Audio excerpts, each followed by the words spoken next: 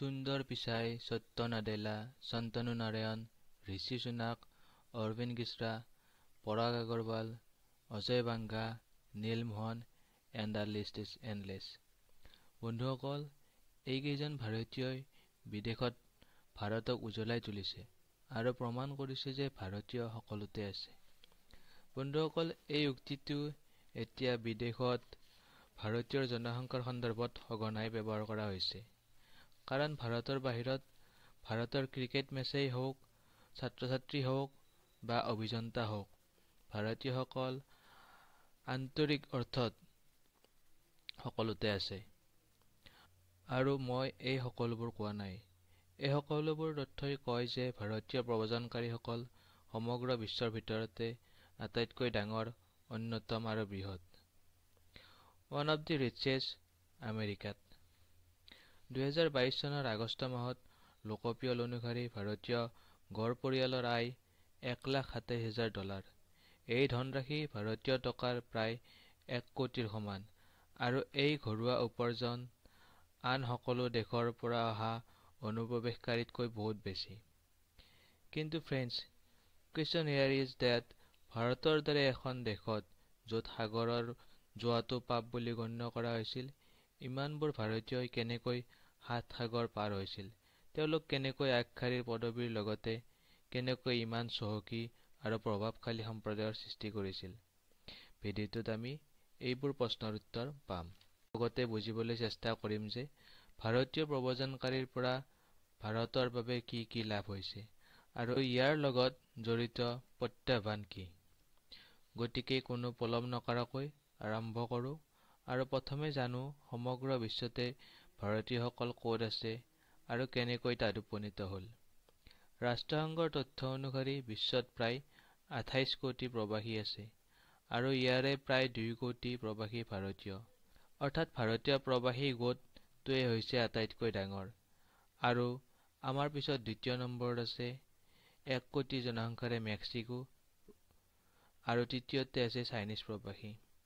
যদি আমি ভাৰতীয় প্ৰব্ৰজনকাৰী দেশ অনুযায়ী ভাগ কৰি যাওঁ তেন্তে প্ৰায় 27 লাখ আমেৰিকাত, 8,20,000 ব্ৰিটেইনত, 7,20,000 কানাডাত, 5,08,000 অষ্ট্ৰেলিয়াত আৰু ইয়াৰ লগতে 35 লাখ প্ৰৱাসী ভাৰতীয় UAE, 25 লাখ ছৌদি আৰৱত আছে।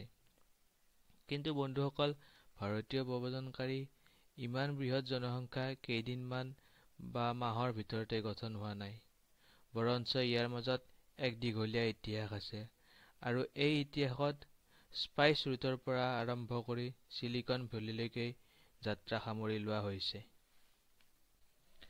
বাণিজ্যিক সাগৰীয় পথসমূহে ভাৰতক মধ্যপ্ৰাচ্য, আফ্ৰিকা আৰু দক্ষিণ পূব এছিয়াৰ সৈতে সংযোগ কৰিছিল আৰু এই বাণিজ্যই ভাৰতীয় সংস্কৃতি আৰু আন দেশত মানুহৰ বসতিৰ বীজ সিঁচিবলৈ আৰম্ভ কৰিছিল। কাৰণ ভাৰত মহাসাগৰৰ মাজেৰে বাণিজ্যই কেৱল সামগ্ৰী আদান প্ৰদানত সহায়ক হোৱা নাছিল, বৰঞ্চ ধাৰণা, ধৰ্ম আৰু ইয়াৰ পৰাই দৰ্শনসমূহো ঘটিছিল। কিন্তু এই প্ৰক্ৰিয়াৰ এক বৃহৎ পৰিৱৰ্তন ঘটিছিল যেতিয়া ইউৰোপীয় শক্তিসমূহ ভাৰতত উপস্থিত হৈছিল আৰু এই ইউৰোপীয় উপনৈবষয়িক শক্তিসমূহৰ আগমনৰ পিছত ভাৰতীয় প্ৰব্ৰজনকাৰীসকলৰ ভাগ্য সলনি হৈছিল। সাগৰৰ মাজেৰে শ্ৰমিক পঠিয়াবলৈ ব্যৱহাৰ কৰা হৈছিল যাতে এই ভাৰতীয় শ্ৰমিকসকলে বাগিচাত কাম কৰিব পাৰে, ৰেলৱেত কাম কৰিব পাৰে আৰু আন্তঃগাঁথনি প্ৰকল্পত কাম কৰিব পাৰে। এই সকলো শ্ৰমিকক ইণ্ডেন চাৰ্ড লেবাৰ বুলি কোৱা হৈছিল আৰু এই শ্ৰমিকসকলক ভাৰত, চীন, প্ৰশান্ত মহাসাগৰীয় দেশৰ পৰা নিযুক্তি দিয়া হৈছিল। আৰু তাৰ পাছত 5 বছৰ বা তাতকৈ অধিক সময়ৰ বাবে তেওঁলোকক চুক্তিবদ্ধ কৰা হৈছিল। এই কামৰ বিনিময়ত তেওঁলোকক দৰমহা, মাটি আৰু কিছুমান ক্ষেত্ৰত চুক্তি শেষ হোৱাৰ পিছত ঘূৰাই পঠোৱাৰ প্ৰতিশ্ৰুতি দিয়া হৈছিল। কিন্তু বাস্তৱত পৰিস্থিতি অতি বেয়া আছিল। কাৰণ কৰ্মৰ পৰিস্থিতি অতি কঠোৰ আছিল আৰু দৰমহাও অতি কম আছিল। কিন্তু ইংৰাজৰ এই পদক্ষেপৰ বাবে সমগ্ৰ বিশ্বতে য'তেই ব্ৰিটিছ সাম্ৰাজ্য আছিল আৰু 1834 চনৰ পৰা বিশ্বযুদ্ধৰ শেষলৈকে ভাৰতীয় প্ৰব্ৰজনকাৰীয়ে বৃহৎ সংখ্যক উপস্থিত হয়। এতিয়ালৈকে ব্ৰিটিছে 20 লাখ ভাৰতীয় শ্ৰমিকক ফিজি, মৰিছাছ, চিলন অৰ্থাৎ শ্ৰীলংকাত থকা তেওঁলোকৰ 19খন উপনিৱেশলৈ পঠিয়াইছিল। তিনি জেজল যুদ্ধত বিলুপ্ত হোৱাৰ পিছতো এই শ্ৰমিকসকল ভাৰতলৈ উভতি নাহিল আৰু তেওঁলোকে এই দেশসমূহতে নিজৰ ঘৰ কৰি ল'লে। বন্ধুসকল, এইদৰেই ভাৰতীয়সকলে বিদেশত বসতি স্থাপন কৰে আৰু এনেদৰেই ভাৰতীয়সকলে নিজৰ কৰ্মসংস্থাপন আৰম্ভ কৰে। আৰু সময়ৰ লগে লগে তেওঁলোকে প্ৰভাৱশালী পদবীও লাভ কৰে। উদাহৰণস্বৰূপে আজি মৰিছাছত, য'ত প্ৰধানমন্ত্ৰীৰ পৰা ডাঙৰ ৰাজনৈতিক পদলৈকে কেৱল ভাৰতীয় মূলৰ লোকসকলেহে লাভ কৰে। আৰু একেদৰে উগাণ্ডাত ভাৰতীয় প্ৰব্ৰজনকাৰীৰ এক বিশাল অংশ আছে, যিটো তেওঁলোকে ব্যৱসায়ৰ এটা বৃহৎ অংশ চম্ভালি আছে। আৰু তাৰ পিছত 1947 চনত ভাৰতে স্বাধীনতা লাভ কৰাৰ সময়ত ভাৰতৰ অৰ্থনৈতিক প্ৰত্যাহ্বান আৰু ৰাজনৈতিক আৰু সামাজিক পৰিৱৰ্তনৰ বাবে বহু ভাৰতীয়ই ক্ৰমান্বয়ে সুযোগৰ সন্ধানত নিজৰ দেশৰ পৰা বাহিৰলৈ যাবলৈ আৰম্ভ কৰে। উত্তৰ আমেৰিকা, ইউৰোপ, অষ্ট্ৰেলিয়া আৰু মধ্যপ্ৰাচ্যত উল্লেখযোগ্য ভাৰতীয় সম্প্ৰদায়ৰ উত্থান হ'বলৈ আৰম্ভ কৰিছিল আৰু ইয়াৰ আটাইতকৈ গুৰুত্বপূৰ্ণ গন্তব্যস্থান আছিল আমেৰিকা, যি ভাৰতীয় দক্ষ পেছাদাৰী আৰু উদ্যোগীসকলৰ বাবে চুম্বকৰ দৰে হৈ পৰিছিল। এই দেশৰ ভাৰতীয়সকলে উল্লেখযোগ্য ভূমিকা পালন কৰিছে 20 শতিকাৰ শেষৰ ফালে, যেতিয়া চিলিকন ভেলীৰ উত্থান ঘটিছিল। তেতিয়া উচ্চ শিক্ষিত আৰু কাৰিকৰীভাৱে দক্ষ ভাৰতীয় অনুপ্ৰৱেশকাৰী চিলিকন ভেলীৰ এক অবিচ্ছেদ্য অংগ হৈ পৰিছিল। উদাহৰণস্বৰূপে 2006 চনত সংকট আহিছিল যদিও সুন্দৰ পিচাইয়ে লেৰী পেজ আৰু ছানা ব্ৰিনৰ লগত গুগলক এক নিৰ্ভৰযোগ্য সামগ্ৰী হিচাপে গঢ়ি তুলিছিল।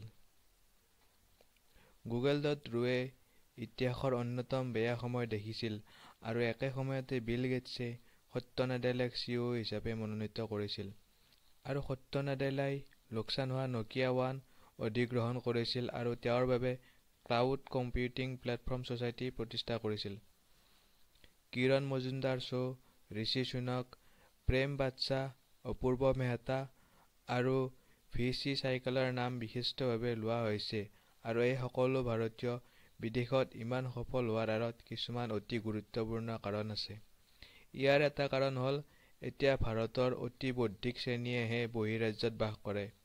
পুৰণি কালত ভাৰতীয়সকলে কেৱল কামৰ বাবেহে বহিঃৰাজ্যলৈ গৈছিল, কিন্তু এতিয়া ভাৰতীয়সকলে প্ৰথমে পঢ়া-শুনা সম্পূৰ্ণ কৰি তাৰ পিছত চাকৰি আৰু ব্যৱসায়ৰ বাবে বিদেশলৈ যায় আৰু উচ্চ শিক্ষিত হোৱাৰ বাবে সফল হোৱাৰ সম্ভাৱনাও বেছি থাকে। আৰু এইবোৰ কাৰণতেই ভাৰতীয়সকলে বিদেশত ইমান সফল আৰু ধনী। আনফালে ভাৰতৰ বাহিৰেও যিবোৰ দেশৰ পৰা প্ৰব্ৰজনকাৰী বিদেশলৈ আহে, সেইবোৰ দেশৰ অধিকাংশই উপাৰ্জন আৰু জীয়াই থকাৰ বাবে অপৰাধমূলক পথ বাছি লয়। যেনে আফ্ৰিকান আমেৰিকানসকল। আজিৰ সময়ত অতি বেয়াকৈ ধাৰণা কৰি লোৱা হয় আৰু বিশ্বাস কৰি লোৱা হয় যে আফ্ৰিকান আমেৰিকান সম্প্ৰদায়সমূহ হত্যা আৰু বন্দুকৰ আক্ৰমণৰ অপৰাধত আগৰণুৱা। আৰু একেদৰে পাকিস্তানীসকলৰ বিৰুদ্ধেও বহুতো অপৰাধমূলক অভিযোগ দেখা যায়, যিটোৰ কাৰণে প্ৰতি বছৰে হাজাৰ হাজাৰ পাকিস্তানীক বিতাড়িত কৰা হয় সেইবোৰ দেশৰ পৰা। 2021 চনৰ এটা প্ৰতিবেদন অনুসৰি যোৱা 6 বছৰত 138খন দেশে 61,000 পাকিস্তানী নাগৰিকক বিতাড়িত কৰিছে। অন্য দেশৰ পৰা অহা অনুপ্ৰৱেশকাৰীৰ তুলনাত অপৰাধৰ হাৰত ভাৰতীয় অনুপ্ৰৱেশকাৰীৰ অংশ নগণ্য যদিও ভাৰতীয়সকলে তেওঁলোকক নিজৰ ব্যক্তিগত বৃদ্ধি আৰু সফলতাৰ ওপৰত অধিক গুৰুত্ব দিয়ে আৰু সেয়েহে সফল হয়। আৰু এই সফলতাৰ তাড়নাত ভাৰতীয়সকলে বহিঃৰাজ্যলৈ যোৱাৰ প্ৰক্ৰিয়া আজিও চলি আছে আৰু এই প্ৰক্ৰিয়াটোক ব্ৰেইন ড্ৰেইন বোলা হয়। বন্ধুসকল, পশ্চিমীয়া দেশত প্ৰভাৱশালী ভাৰতীয়ৰ এনে বসতি ভাৰতৰ বাবে ক্ষতিকাৰক, তাত কোনো সন্দেহ নাই, যদিও ইয়াৰ কিছু গুৰুত্বপূৰ্ণ উপকাৰো আছে। বন্ধুসকল, ভাৰতীয় প্ৰব্ৰজনকাৰী থকাৰ সুবিধাবিলাকৰ ভিতৰত প্ৰথমটো হ'ল ৰেমিটেন্স। অন্য দেশত বসতি স্থাপন কৰা ভাৰতীয়সকলে ভাৰতৰ পৰিয়ালত পোহপাল দিবলৈ বহুতো টকা পঠিয়ায় আৰু কেৱল 2023 চনতে ভাৰতে ৰেমিটেন্সৰ ৰূপত $125 বিলিয়ন পঠাইছিল, যাৰ বাবে শিক্ষা, স্বাস্থ্যসেৱা, দৰিদ্ৰতা আদি নিৰাময়ৰ বাবে খৰচ কৰিব পাৰি। দ্বিতীয়তে, ভাৰতীয় মূলৰ লোকসকল বাহিৰত আছে আৰু ইয়াৰ কাৰণ হ'ল আমেৰিকা আৰু ইউৰোপৰ দৰে ঠাইৰ পৰা অহা মুদ্ৰা ভাৰতৰ তুলনাত বহুত শক্তিশালী আৰু তাৰ পৰা পোৱা ধন এই প্ৰত্যক্ষ বিদেশী বিনিয়োগৰ জৰিয়তে বৃহৎ পৰিসৰত ভাৰতত বিনিয়োগ কৰিব পাৰি। উদাহৰণস্বৰূপে আমি ভাৰতীয় আমেৰিকান ব্যৱসায়ী আৰু ভেঞ্চাৰ কেপিটেলিষ্ট বিনোদ খোছলাক চাব পাৰোঁ, যিয়ে আমেৰিকা যুক্তৰাষ্ট্ৰত বাস কৰে কিন্তু বহুত ভাৰতীয় ষ্টাৰ্টআপক ধন আগবঢ়াইছে, মূল্যৱান দক্ষতা, বিশেষজ্ঞতা আৰু বিশ্ব দৃষ্টিভংগী, যিয়ে বিভিন্ন খণ্ডৰ প্ৰযুক্তিগত বিকাশ আৰু আধুনিকীকৰণত সহায় কৰে। আৰু উদাহৰণস্বৰূপে আমি শ্ৰীধৰ ভেম্বুক দেখিবলৈ পাওঁ যিয়ে এনে মূল্যৱান দক্ষতা ব্যৱহাৰ কৰি ভাৰতৰ অন্যতম সফল কোম্পানী জ'হ নিৰ্মাণ কৰিছে আৰু আজি এই কোম্পানীয়ে বৃহৎ পৰিসৰত কম্পিউটাৰ ছফ্টৱেৰ আৰু ৱেব ভিত্তিক ব্যৱসায়িক সঁজুলি নিৰ্মাণ কৰে। ইয়াৰ বাহিৰেও চতুৰ্থটো বন্ধুসকল, বিদেশত উপস্থিত ভাৰতীয় জনগোষ্ঠীয় সংগঠনসমূহে স্থানীয় চৰকাৰক প্ৰভাৱিত কৰে যাতে তেওঁলোকে ভাৰতৰ বাবে অনুকূল নীতি গ্ৰহণ কৰিব পাৰে আৰু ইয়াৰ বাবে ভাৰতে অধিক বিশ্বব্যাপী প্ৰভাৱ লাভ কৰে। ইয়াৰ বাহিৰেও পঞ্চমটো লাভ আছে, কাৰণ যেতিয়া অনাবাসী ভাৰতীয় আৰু ব্যক্তি আৰু ভাৰতীয় মূলৰ লোকসকল সফল হয়, তেতিয়া ই ভাৰতৰ বিষয়ে নেতিবাচক কুসংস্কাৰ প্ৰতিহত কৰাত সহায় কৰে আৰু লগতে সমৃদ্ধিশালী ভাৰতীয় প্ৰব্ৰজনকাৰীৰ বাবে ভাৰত আৰু বিদেশী দেশৰ মাজত এক বন্ধনৰ সৃষ্টি কৰে। সাংস্কৃতিক অনুষ্ঠান, উৎসৱ আৰু প্ৰচাৰত ভাৰতীয় সংস্কৃতিৰ বিষয়ে সজাগতা আছে, যিয়ে ভাৰতৰ কোমল শক্তিক সম্প্ৰসাৰিত কৰে আৰু এই সকলোবোৰ সুবিধাৰ লগতে ভাৰতীয় প্ৰব্ৰজনকাৰীৰ সৈতে জড়িত কিছুমান প্ৰত্যাহ্বানো আগবাঢ়ি আহিছে। আহক বন্ধুসকল, এতিয়া এই প্ৰত্যাহ্বানসমূহ চাওঁ। প্ৰথমতে প্ৰত্যাহ্বান আহে যে যেতিয়া ভাৰতীয় প্ৰব্ৰজনকাৰীয়ে ভাৰতৰ বিৰুদ্ধে কাম কৰিবলৈ আৰম্ভ কৰে। কিছু সময়ৰ আগতে ইউনাইটেড কিংডম, আমেৰিকা আৰু অষ্ট্ৰেলিয়াৰ দৰে দেশত ভাৰতীয় প্ৰব্ৰজনকাৰীয়ে ভাৰতৰ বিৰুদ্ধে বহু প্ৰতিবাদ কৰিছে। খালিস্তান সমৰ্থক বিচ্ছিন্নতাবাদী গোটৰ উদ্যোগত এই প্ৰতিবাদৰ আয়োজন কৰা হৈছিল আৰু এইবোৰৰ বাবে ভাৰতত নেতিবাচক প্ৰভাৱ পৰিছে। ইয়াৰ উপৰিও দ্বিতীয় প্ৰত্যাহ্বান হৈছে ক্ৰমবৰ্ধমান সুৰক্ষাবাদ। সুৰক্ষাবাদ মানে উন্নত দেশত দক্ষ ভাৰতীয় শ্ৰমিকৰ বিৰুদ্ধে নেতিবাচক মনোভাৱ। ইয়াৰ আটাইতকৈ ডাঙৰ কাৰণ যিটো হ'ল তাত থকা মানুহে অনুভৱ কৰে যে ভাৰতীয়ই তেওঁলোকৰ চাকৰি লৈছে। উদাহৰণস্বৰূপে আমেৰিকা যুক্তৰাষ্ট্ৰত, য'ত বৃহৎ সংখ্যক ভাৰতীয়ই কাম কৰে, ভাৰতীয়ৰ পৰা নিৰাপত্তাহীন অনুভৱ কৰি আমেৰিকাৰ জনসাধাৰণে চৰকাৰৰ বিৰুদ্ধে প্ৰতিবাদ কৰিবলৈ আৰম্ভ কৰিলে। ইয়াৰ বিৰুদ্ধে প্ৰতিবাদ কৰা বাবে য'ত পূৰ্বৰ ভাৰতীয়ই আমেৰিকাৰ H-1 ভিছা সহজেই লাভ কৰিছিল, এতিয়া তেওঁলোকে ইয়াক পাবলৈ অতি কষ্ট কৰিব লগা হয়। ইয়াৰ বাহিৰেও পৰৱৰ্তী প্ৰত্যাহ্বান হৈছে ভাৰতীয় প্ৰব্ৰজনকাৰীৰ মানৱ অধিকাৰৰ বিৰুদ্ধে ব্যৱহাৰ। বন্ধুসকল, ভাৰতীয় প্ৰব্ৰজনকাৰীসকলে বৰ্ণতাবাদ আৰু কৃষ্ণাংগ মানসিকতাৰ ভিত্তিত বহু বৈষম্যৰ সন্মুখীন হ'বলগীয়া হয় আৰু উদাহৰণস্বৰূপে অষ্ট্ৰেলিয়াত প্ৰায়ে হিংসাৰ গোচৰবোৰ চৰ্চালৈ আহে। ইয়াৰ বাহিৰেও চতুৰ্থ প্ৰত্যাহ্বান হৈছে ভাৰতত দ্বৈত নাগৰিকত্বৰ অভাৱ, অৰ্থাৎ যদি আপুনি ভাৰতৰ বাহিৰে আন কোনো দেশৰ নাগৰিকত্ব লয়, তেন্তে আপোনাৰ ভাৰতীয় নাগৰিকত্ব স্বয়ংক্ৰিয়ভাৱে বাতিল হয়। আৰু এনেকুৱা হয় আমাৰ ভাৰতীয় সংবিধানৰ বাবে। ভাৰতীয় প্ৰব্ৰজনকাৰীৰ এটা বৃহৎ অংশ আছে যিয়ে ভাৰতৰ নাগৰিকত্ব বজাই ৰাখিব বিচাৰে, কিন্তু তেওঁলোকে ভাৰতীয় নাগৰিকত্ব এৰিবলগীয়া হৈছে কাৰণ তেওঁলোকৰ হাতত দ্বৈত নাগৰিকত্বৰ বিকল্প নাই। আৰু চৰকাৰে এই সকলোবোৰ সমস্যা অতি সোনকালে সমাধান কৰাৰ সামৰ্থ্য ৰাখিব লাগে, কাৰণ ভাৰতৰ প্ৰব্ৰজনকাৰীসকল ভাৰতৰ বৃদ্ধি আৰু উন্নয়নৰ বাবে এক অতি অপৰিহাৰ্য অংশ। বন্ধুসকল, এইটো ভিডিঅ' কেনেকুৱা লাগিল কমেণ্ট ছেকশ্যনত নিশ্চয় জনাব।